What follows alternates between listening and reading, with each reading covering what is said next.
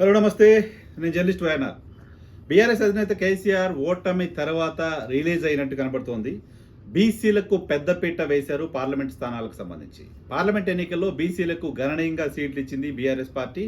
So BRS party మొత్తం 16 లోక్సభ స్థానాలకు గాను అభ్యర్థులను ప్రకటించింది. ఒక హైదరాబాద్ మినహా మిగతా 16 లోక్సభ స్థానాలకు అభ్యర్థులను ప్రకటించింది. ఖమ్మం నుంచి సిట్టింగ్ ఎంపీగా ఉన్న నామా నాగేశ్వరరావుకు మళ్ళీ అవకాశం కల్పించింది.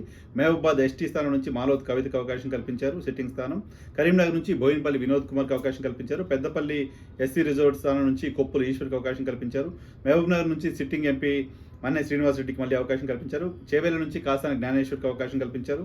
వరంగల్ ఎస్సీ కాన్స్టిట్యున్సీ నుంచి డాక్టర్ కడియం కావ్యకు అవకాశం కల్పించారు. నిజామాబాద్ నుంచి బాజిరెడ్డి గోవర్ధన్, జహీరాబాద్ నుంచి గాలి అనిల్ కుమార్, ఆదిలాబాద్ ఎస్టీ స్థానం నుంచి ఆత్రం సక్కు, మల్కాజ్గిరి నుంచి రాగిడి లక్ష్మారెడ్డి, మెదక్ నుంచి మాజీ ఏఎస్ వెంకట్రామరెడ్డి, నాగర్ కర్నూలు ఎస్సీ నియోజకవర్గం నుంచి ఆర్ఎస్ ప్రవీణ్ కుమార్, సికింద్రాబాద్ నుంచి పద్మారావు గౌడ్కి అవకాశం కల్పించారు. నల్గొండ నుంచి కంచర్ల కృష్ణారెడ్డి, భువనగిరి నుంచి క్యామ మల్లేష్కి అవకాశం కల్పించారు. నల్గొండ నుంచి గుత్తా అమిత్ రెడ్డి పేరు వినిపించింది నల్గొండ నుంచి, బట్ అక్కడ కంచెర్ల కృష్ణారెడ్డి వైపు అధిష్టానం మొగ్గు చూపినట్టు కనపడుతుంది. భువనగిరి నుంచి క్యామ మల్లేష్కి అవకాశం కల్పించారు. ఈయన రంగారెడ్డి జిల్లాకి సుదీర్ఘకాలం కాంగ్రెస్ పార్టీ అధ్యక్షుడిగా పనిచేశారు.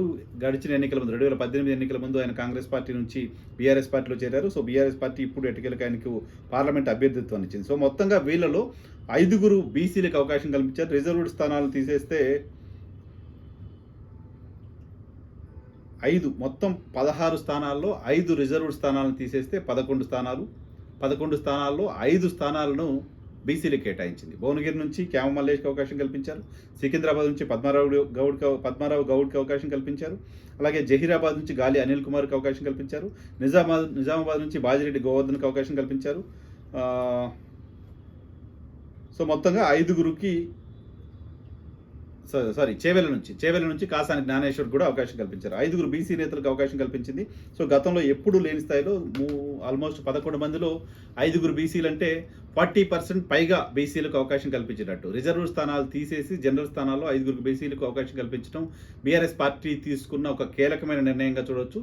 సో బీఆర్ఎస్ పార్టీ నిర్ణయాన్ని బీసీలు యాక్సెప్ట్ చేస్తారా? బీసీలు బీఆర్ఎస్ పార్టీ వైపు చూస్తారా? బీసీలను ఆకర్షించాలనే బీఆర్ఎస్ పార్టీ ప్రయత్నం సఫలమవుతుందా చూడాల్సి ఉంది. 2 మున్నూరు కాపులకు అవకాశం కల్పించారు. కాసాని జ్ఞానేశ్వర్ ముదిరాజుకి అవకాశం కల్పించారు. గౌడ్స్ నుంచి పద్మారావు గౌడ్కి అవకాశం కల్పించారు. సో యాదవ్స్ నుంచి కుర్మాస్ నుంచి క్యామ మల్లేష్కి అవకాశం కల్పించారు. తెలంగాణలో ప్రధానమైన బీసీ కులాల నుంచి 5 పార్లమెంటు సీట్లు ఇచ్చి పొలిటికల్ మైలేజ్ కోసం బీఆర్ఎస్ పార్టీ ప్రయత్నం చేస్తోంది. సో అది సక్సెస్ అవుతుందో లేదో చూద్దాం. Thank you.